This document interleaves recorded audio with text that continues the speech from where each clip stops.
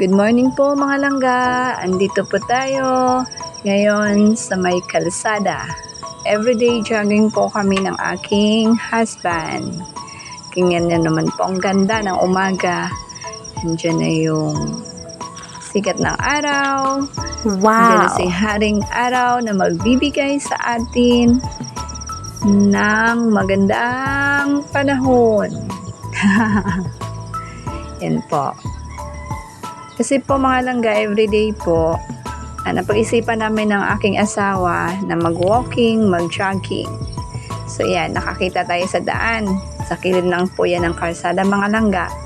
Yan po isang uri ng natural na halaman na tinatawag dito sa amin, dito po sa Aklan, ay huya-huya. Familiar siguro kayo sa ganyang halaman mga langga. Ayan po. Kasi po pag hinawakan nyo yung kanyang dahon, siya po ay nahihiya. Wow! Yan. So, habang po ako'y nag-walking at saka kasabay po ng aking asawa na nag-jogging, busy naman po tayo sa pagkuha sa kanila ng mga picture.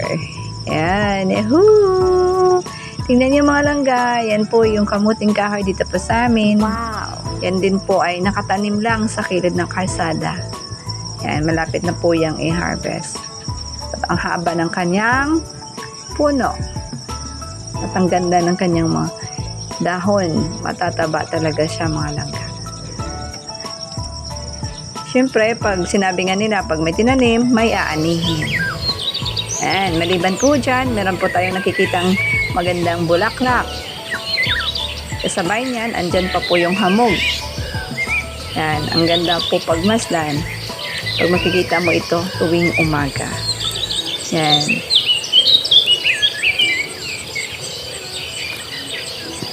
Kaya mga langga, lagi niyo pong subaybayan ang aking lifestyle vlog. Everyday po, magbablog po tayo. Yan.